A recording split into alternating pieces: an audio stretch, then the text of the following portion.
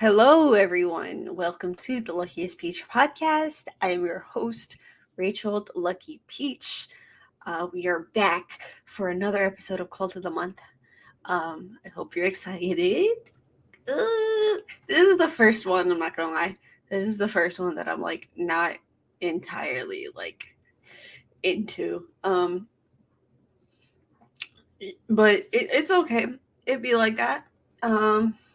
If you're new here, Cult of the Month is it happens monthly, second week of every month, where I review a film that is considered a cult classic. In the past, we have done films such as Strictly Ballroom and Wet Hot American Summer. But this month, I don't know why I chose this. I pre-selected this. My cult film choices, I already have a short list set up for that. So I picked this a long time ago. So I don't know why, but I did. It had been recommended to me a lot. Um, so that might be why. I don't know, but you know what? We're here. We're here for Cults of the Month. Get excited. With that being said, this month's choice, if you haven't read the title, is An American Werewolf in London, released in 1981, directed by John Landis. If you are a viewer of the Nerdcore, I think we talked about John Landis the other day. Did we? We were talking about was it Twilight Zone, where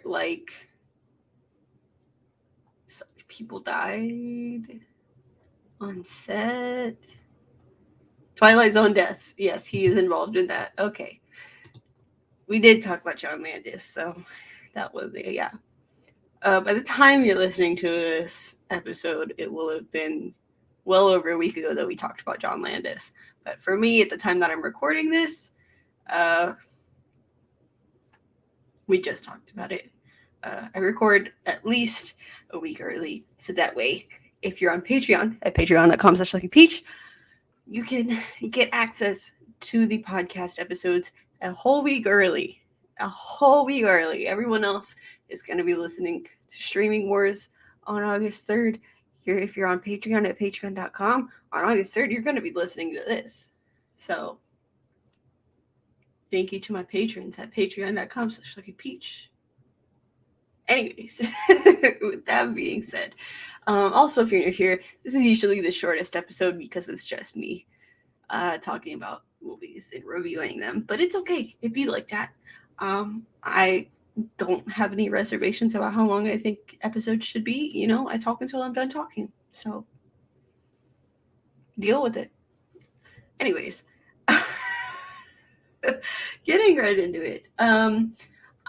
This is my favorite source to use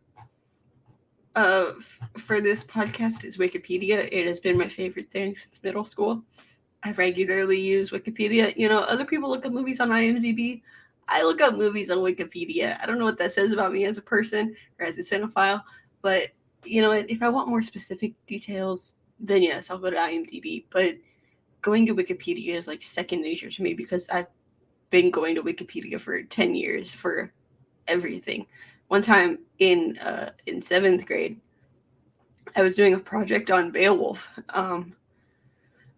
Because for whatever reason, I thought it was it was like we had to do a project on a folktale from our culture, our heritage. And I chose Beowulf. I don't remember. I just remember later on finding on that I wasn't a part of that heritage. It's Germanic. Yeah, I'm not. I actually recently, very recently, I took an ancestry DNA test because it was on sale. Not really for no real reason, because I know I'm white. I know I'm an American mutt. It'd be like that. But I was just curious to see what I was, because my whole life my family was like, you're German and Irish. So I got the test results back, and everyone in the family is different. My sister sent me hers are different than mine. it's like that because like when two people procreate, there's like 16 different options, probably more than that. It's a lot. So, even siblings that come from the same parents can be completely different. But mine, I don't think it comes from that part. So anyways, so like 38% of me, the majority of me is England and Northwestern Europe, and 33% is Scottish. So I am I'm a colonizer. I mean, I knew that. How do you think I ended up in America? But like it's okay though. I acknowledge that and I'm aware of that. I am educated about it. I don't align with that. It is what it is. I can't help it. But, I can do the best I can in my life to not be like that. And I do that. I make my best effort to be the best person I can be, despite being from colonizer blood. So yeah, that's what I got. And then like 13% is Germanic Europe, which isn't necessarily Germany. It could mean anything because Germanic Europe ranges from like Germany areas down to like Italy and stuff, because a good portion of Germanic Europe was part of the Roman Empire. So, and Germany itself wasn't an official country until like the 19th century. So yeah, my sister was like, yeah, I'm mostly German. And like my Germanic Europe is 13%. Hers was 7. Bitch, what? But I mean, my sister's been going off about how we're German for her entire life. So I don't,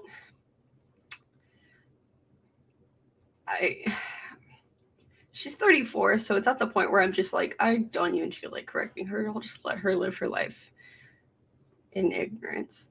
Yeah. And then we got like 8% Welsh, 6% Swedish, and only 2% Irish. So I'm not as Irish as my family's been telling me, but for the most part, I'm like, is it called like the Northern Isles, the British Isles, and like Scandinavian? That's fine though. You're finding me lobster, ain't you? So at least I can be like, hey, the Northmen, that's my heritage. That's my shit. Gio, who's been a guest on the podcast a few times, one time I had my hair braided and up, and he was like, you look like a Viking. And I'm like, ooh, okay. I mean, that's a different brand of colonizer, but it's a touchy subject. I don't know. I'm here. I didn't choose to be born. That's all I can say. I didn't choose to be born, but you know what? I was born this way, so I'm going to educate myself and not be a piece of shit. Getting back to the movie. How did we get here? This is me spiraling and then not knowing how I spiraled. Welcome to my life. I most likely have undiagnosed ADHD. I've in the last 6 months, I have noticed habits that I have that very much align with ADHD. But I don't have money for a psychiatrist to get evaluated. So,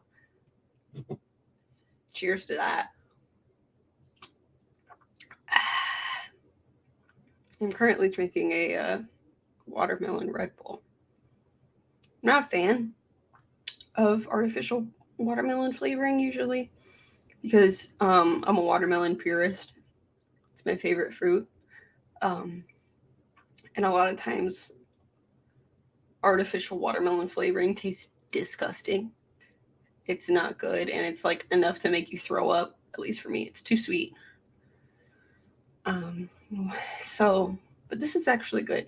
One time, like a year and a half ago, almost 2 years ago, I went to a margarita festival with my coworkers, and I got this. I spent a lot of fucking money. I also lost money because somebody tripped on the plug for the ATM as I was at the ATM. And so it was like it they tripped on the plug and it unplugged and turned off the ATM as I like hit withdraw. So like in between me hitting withdrawal and the cash coming out. So the cash never came out because it shut off. Then they turned it on, nothing happened. And then the owner of the ATM machine was like, yeah, just wait, the money will come back in your bank account. It never did. Such is life. Never did anything about it. I probably should have. I definitely should have. It's $40 right there, just down the drain. But I was not as financially, I was not as broke then as I am now, so I don't know. But knowing the butterfly effect, maybe that is the reason I'm so broke right now. But yeah, anyways, that's not the point of the story. The point of the story is one of my coworkers and I, we get these watermelon margaritas. We were on the rocks. Most of them were on the rocks. But it was like half of a personal watermelon that had been like shelled out. And then like that was full of margarita. So like it was like 3 margaritas in one. It was large. Did not drink all of it because it was artificially flavored. Like it tasted like Jolly Ranchers, and I almost threw up because of the sweetness. Not because of the alcohol, but because it was too damn sweet. I don't do sweet drinks that often, and by sweet drinks I mean like alcohol. But anyways, we got off topic again. I don't know how, but we're here. Life be like that. Anyways, yeah, so American Werewolf in London. So yeah, it stars David Naughton, Jenny Gutter, Griffin Dunn, John Woodvine, Don McKillop, Brian Glover, David Schofield, Lila Kay, and just a bunch of random names for the extras. This is like one of those movies. Like, I noticed this about like older movies and like low budget movies is like they'll put the entire cast on Wikipedia just about. And normally in most movies they just put like the main cast and supporting cast. So I mean, I guess props for that, but like why not the other ones? I joke because especially big movies, they have a fuck ton of extras. Yeah, so we have John Landis as the director and the writer. Producers are George Folsey Jr., Peter Guber, and John Peters. Elmer Bernstein is the composer. Cinematography is Robert Painter, but it's spelled like Payynter, Painter. The fuck? I don't like English. That reminds me, one time when I worked at McDonald's a few years ago when I was 18, like 5 years ago actually now, this kid walked in, like a teenager, and he ordered, right? And he goes, "Do y'all have Apple Pay?" I thought he said apple pie. So I turn around and I see the apple pie and I'm like, yeah, we have apple pie. I thought he was just saying apple pie, really weird. So I charged him for one. And then he paid with Apple Pay. And I was like, oh shit, that's what he meant. So anyways, he got an apple pie because I thought he meant Apple Pay. Oh, not my proudest moment. I only worked there for 2 weeks because it was hell. It was absolute hell. Anyways, yeah. So just go straight into it. I keep saying let's go straight into it, and then I go into another fucking anecdote about nothing. Anyways, the plot of the movie, as we do in these episodes. Why am I acting like I don't know how to do this? Like, this is my first time recording these. Anyways, so yeah, the plot of the movie is 2 American backpackers from New York City, David Kessler and Jack Goodman, are trekking across the moors in Yorkshire. As night falls, they stop at a local pub called the Slaughtered Lamb. Jack notices a 5-pointed star on the wall, but when he asks about it, the pub goers become hostile. The pair decide to leave, and the pub goers warn them to keep to the road, stay clear of the moors, and beware of the full moon. David and Jack end up wandering off the road onto the moors and are attacked by a vicious creature, as Americans do, because we are stupid. Um, Jack is mauled to death, and David is injured. The beast is shot and killed by some of the pub goers who came out searching for the boys. Instead of a dead animal, David sees the corpse of a naked man lying next to him before passing out. David wakes up 3 weeks later in a hospital in London. He is interviewed by police inspector Villiers, who tells him that he and Jack were attacked by an escaped lunatic, but David insists that they were attacked by some sort of rabid dog or wolf. An undead Jack appears to David and explains that the beast that attacked them was a werewolf, and reveals that David is now one. Jack urges David to kill himself before the next full moon, not only because Jack is cursed to linger undead for as long as the bloodline of the werewolf that attacked them survives, but also to prevent David from inflicting the same fate on anyone else. Dr. Hirsch takes a road trip to the slaughtered lamb to see if what David has told him is true. When asked about the incident, the pubgoers deny any knowledge of David, Jack, or the attack. However, one distraught pubgoer speaks to Dr. Hirsch outside the pub and says that David should not have been taken away and that everyone else will be in danger when he transforms. Upon his release from intensive care, David moves in with Alex Price, a young nurse who grew infatuated with him in the hospital. He stays in Alex's London apartment where they later have sex. Jack, in a more advanced stage of decay, appears to David to warn him that he will become a werewolf the next night. Jack again advises David to take his own life to avoid killing innocent people, but David refuses to believe him. When the full moon rises, David painfully transforms from his human form into a werewolf.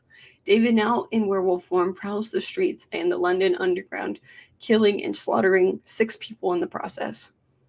He wakes up the next morning naked on the floor of a wolf enclosure at the London Zoo with no recollection of what happened, and manages to make his way back to Alex's apartment.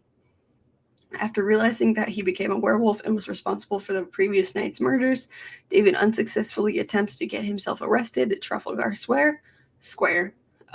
He goes to Piccadilly Circus, calling his family from a phone booth to say he loves them, then loses courage when he attempts and fails to slit his own wrists with a pocket knife. David then suddenly sees Jack in a yet more advanced stage of decay outside of an adult movie theater. Inside, Jack is accompanied by David's victims from the previous night, most of whom were furious with David and suggest different methods for him to commit suicide.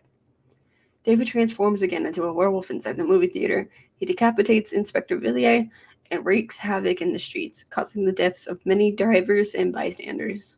He is ultimately trapped and surrounded in an alleyway by the police. Alex runs down the alleyway in an attempt to calm David by telling him that she loves him. Although David's consciousness appears to recognize her for a brief moment, he lunges forward and is shot by police. Alex cries while staring at David, reverted to human form, lying dead and naked on the ground. Haha! There it is! American dumbass goes to London and fucks shit up! Haha! Anyways, yeah. So the runtime is 97 minutes. Like, it's a lengthy plot, but it is a good 90-minute movie. Well, 97, but generally speaking, it's 90. So yeah, it the budget was $5.8 million. It made $62 million. Normally, cult classics they flop initially in theaters, and then eventually they garner the following that they have. But this actually did very, very well when it released. It was released by Universal, a critical and commercial success. It won the 1981 Saturn Award for Best Horror Film and the first Academy Award for Best Makeup. Since its release, it's become a cult classic. There's a sequel called An American Werewolf in Paris. I'll be honest, I'm not interested in watching that because I assume it's going to be the same plot as this one, just in Paris with some wee-wees. So, not interested. I also just like It's not that I didn't like this movie or that I didn't enjoy it. It just didn't grasp me. Like, I wasn't fully into it. I wasn't fully feeling it. What did I give it on Letterboxd? I guess I should reveal that at the end of the episode. Hi, welcome back to me planning episodes as I'm recording. But yeah, so like it's that makes me wonder like what considers a cult classic, because in the past, and like generally speaking, it is a film that is initially a box office flop and then garners following. But this clearly made a lot of its money back, as well as like it won a fucking Oscar. So like you know, it's questioning, to be honest. But also like being classic means it has like a big following of dedicated fans. So maybe that's it. But then there's also like a bunch of dedicated fans to like other things, but that aren't considered like cult classics. So like, truly, I mean, obviously it's subjective. So like, there shouldn't, like, obviously there's not gonna be one specific definition of what makes a film a cult classic, but like it's a question I have, that I wonder, what makes a cult classic film? Let me know. What do y'all think makes a cult classic? Please let me know, because I am a little baffled right now. Yeah, so John Landis, he came up with the story while he worked in Yugoslavia as a production assistant on the film Kelly's Heroes. He and a Yugoslav member of the crew were driving in the back of a car on location when they came across a group of, I'm not going to say that, that's a slur for the Romani people. Came across a group of Romani people. They appeared to be performing rituals on a man being buried so that he would not rise from the grave. This made Landis realize he would never be able to confront the undead. I gave him the idea for a film in which a man go through the same thing. That's kind of fucked up, now that I know that. First of all, for Wikipedia using that word, and also the fact that like John Landis was like, hey, there's a group of Romani people doing, you know, one of their cultural practices. That's funny. That's weird. I'm gonna write a movie about how I feel about that. What? He is an old white man, so like, I guess it makes sense. He looks like he would be fucked up in the head. He's 70. Oh my god. So I'm recording this on August 2nd. He turned 71 on August 3rd. Oh god. Oh, okay, so his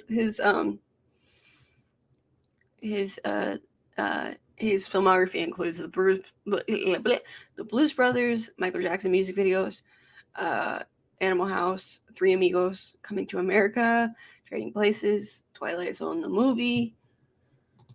What else has he directed?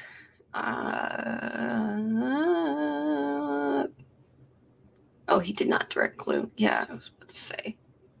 Came up with this story. Who directed Clue? Jonathan Lynn. I don't know who that is. I love Clue, though. That is a good classic. Maybe we'll do an episode on that sometime in the future. Beverly Hills Cop 3.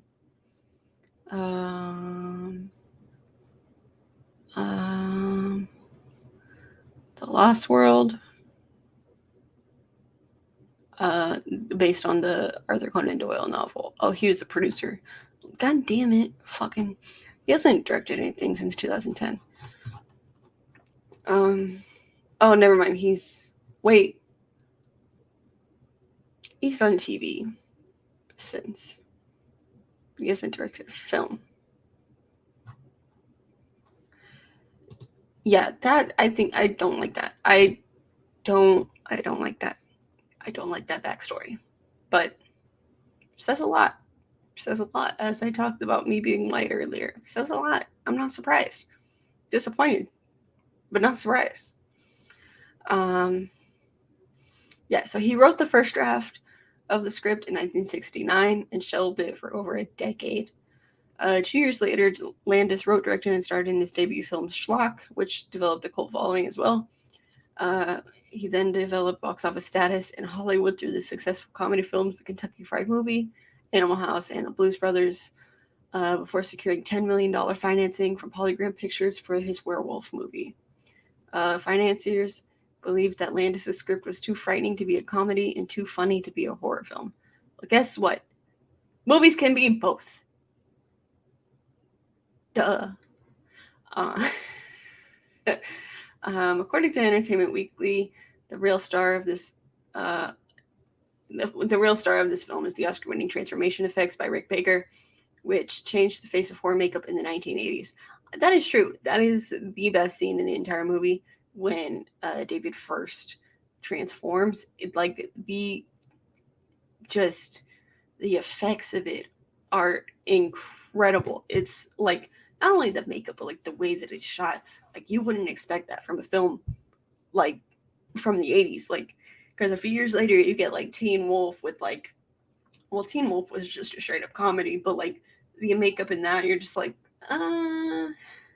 it looks very close to like the original Planet of the Apes, but this shit looks wild. Like and the way that it's on screen, it's like it reminds me of how I felt watching Child's Play for the first time, seeing that they were using an actual like puppet that could move its hand the way that it did. I was like, that's some good shit right there.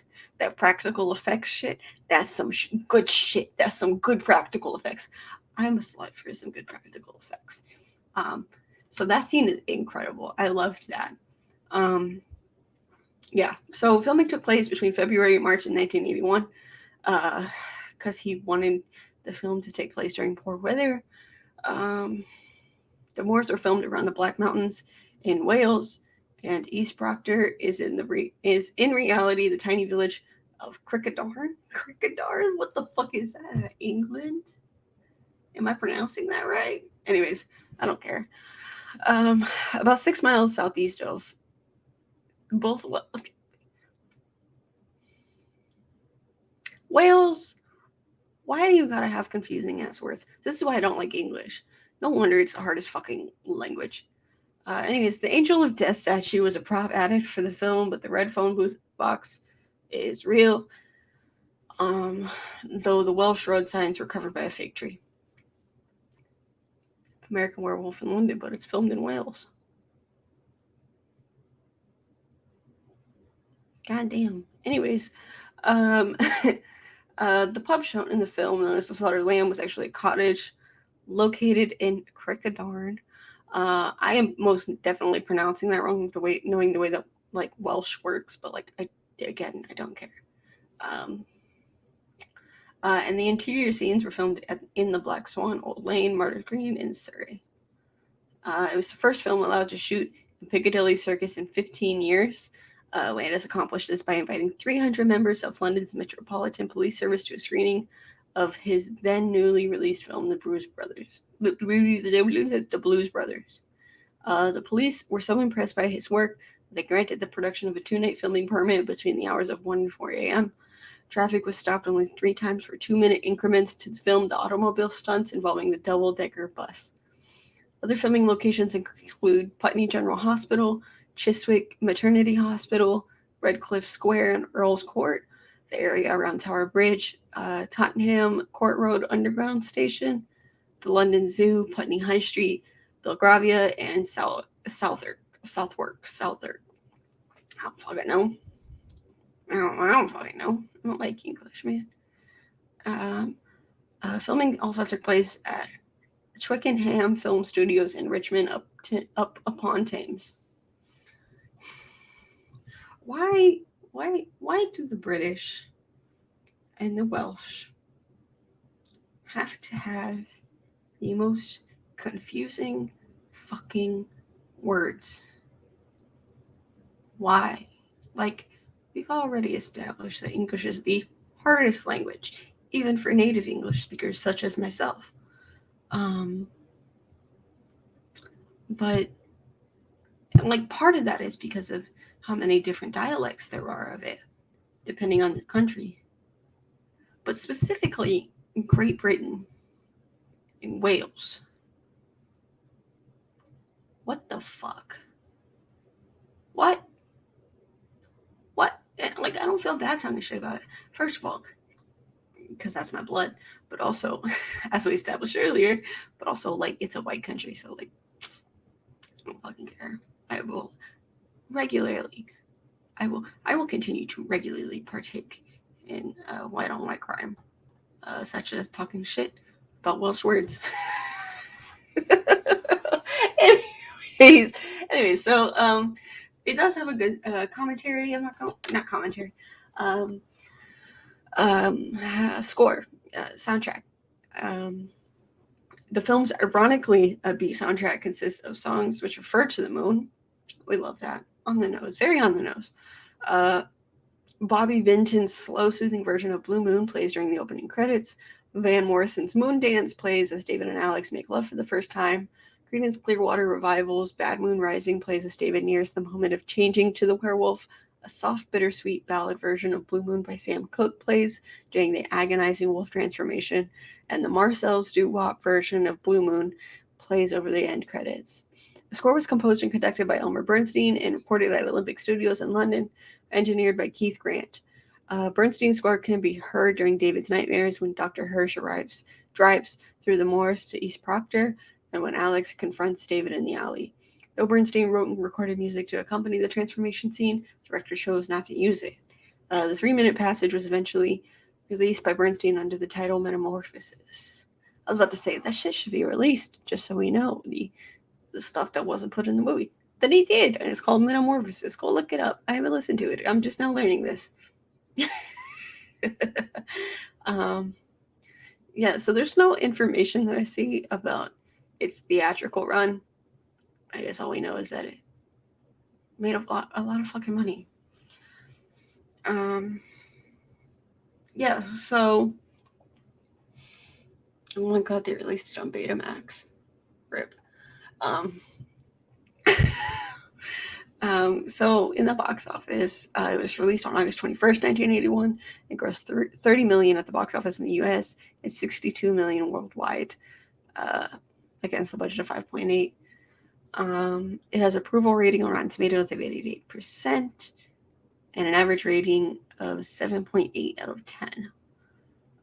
On the peach meter, I have given it 3 out of 5 peaches. Like, I enjoyed it to an extent, but like I wasn't fully grasped by it. But like, it is a good movie. I will acknowledge that. And you know, the makeup and special effects of the werewolf change scenes are incredible. Roger Ebert, as you all know, we hate Roger Ebert here at the Luckiest Peach, but we're going to read what he said because apparently his opinion is all that matters because it's on every fucking Wikipedia article. He said he gave it 2 out of 4 stars and stated that An American Werewolf in London seems curiously unfinished, as if director John Landis spent all his energy on spectacular set pieces and then didn't want it to bother with things like transitions, character development, or an ending. What? What do you mean it didn't have? See, yeah, this is why we don't like Roger Ebert, because clearly it did have an ending. He died. That's the ending. He fucking died. He ended the curse. He died.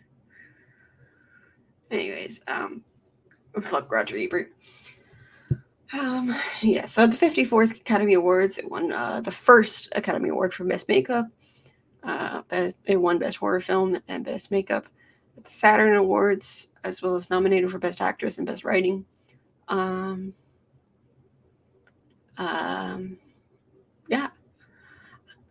I will say, when David first meets Alex, you're like, she's a nurse. So like she's trying to get him to eat and he doesn't want to eat because like he's a werewolf. He's like, I don't need to eat that. I want to eat people, you know? And she's like, you need to eat so you can take your meds. He's like, I'm not hungry. And she's like, I'm gonna sit here until you eat. Do I have to feed you? And like she starts flirting with him. I'm like, is she flirting with him to get him to eat? Or is she actually flirting with him? It's like one of those things of like, is she fucking with him? Because, you know, like, she's a nurse. So like, maybe, you know, professionalism, right? But no, she actually was flirting with him because there's a whole sex scene. Yeah. Is appreciated as a milestone in the comedy horror genre for its innovative makeup, the innovative makeup effects. It's the first mainstream hit, or the Daily Telegraph calls it the first mainstream hit, which managed to make its gross out effects simultaneously shocking and hilarious. And called the signature werewolf transformation scene stunningly ingenious without a computer effect in sight, but also suffused with squirm-inducing agony. Um, yeah, I really like the practical effects and like the concept of horror comedy, because it honestly works. Like it can still creep you out, but like be funny. Like, but then also it leads to like bad horror movies that try to bring in like a comic relief, and it just does not go over well. Like, don't you're barely putting your foot in the comedy. Don't do that. Go all in or don't go in at all. Okay? Okay. You're either gonna make a comedy horror or you're not. You're not gonna dip your toe in the water. Okay, you can't have a bite. You can't have just a bite, not just a crumb. Anyways, um um yeah. So I'm reading. Oh,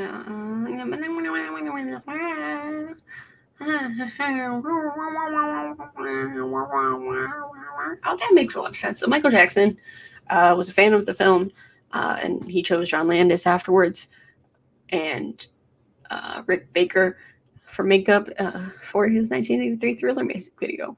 That makes a lot of fucking sense. That makes a lot of sense. If you've seen the Thriller music video, like it. That makes sense that it's like, in a way, not inspired by an American Werewolf in London, but like kind of is. Yeah, and it went on to become one of the most lauded music videos of all time. Yeah, everyone knows that fucking music video. John Landis expressed regret over changing and even cutting certain sequences from the final cut of the film in order to earn an R rating in the United States. The sex scene was between Alex and David was edited to be less explicit, and an extended scene showing the homeless men along the Thames being attacked by the werewolf was eliminated after a test audience reacted negatively to it. Another showed the undead Jack eating a piece of toast which falls out of his torn throat. That would have been cool to see. Landis also concluded that the werewolf transformation scene should have been shorter. He was so fascinated by the quality of Rick Baker's effects that he spent more time on the scene than he otherwise would have. I'm gonna disagree with John Landis. Like, I know he's the director. This is his movie, but I'm gonna disagree with him. I'm okay with like the cuts that he made, with the exception of Jack eating the toast. I think that would have been cool to add, but we didn't. We don't need no. What? What is with old white men saying, I wish I could have made this sex scene more explicit? What? We don't need that. We don't need that. We really don't. We really don't. Shut up, straight white man. Anyways, so a radio adaptation of the film was also broadcast on BBC Radio 1 in 97.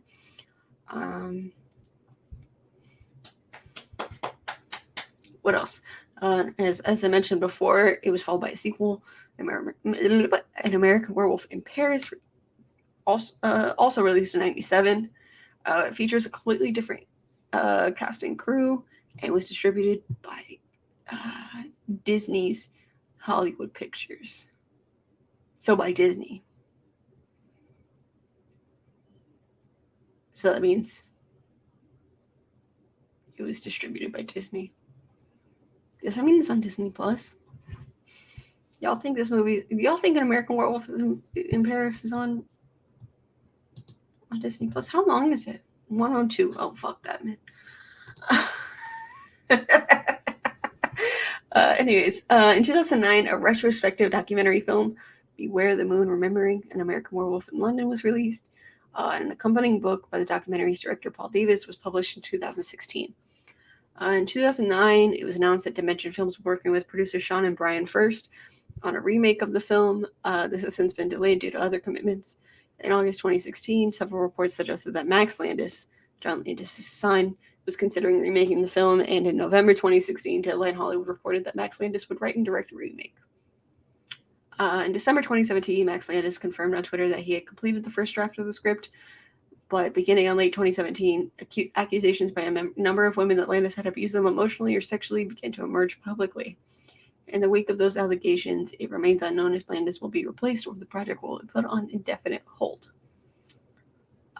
In November, you know what? I think it should be on put.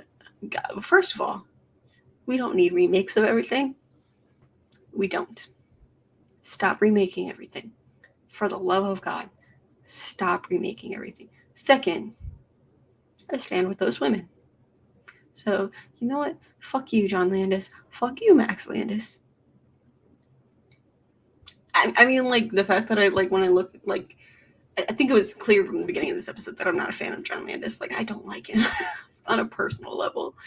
First of all, with his involvement in the Twilight Zone murders, and then the whole him being inspired by the fact that they call it a ritual, and it's a cultural. I mean, it is a ritual, but like it's a cultural thing. It's not like it like the way that this article phrases it insinuates like a fear aspect, and like some exoticism. But it's a cultural aspect of the Romani people, and it uses slur. So John Landis being inspired by that. Now him and his son apparently being pieces of shit. Not surprised. Anyways, November 2019, Variety reported that Robert Kirkman, creator of the Walking Dead comic book series, was in consideration to serve as a producer for a new reboot of An American Werewolf in London. No.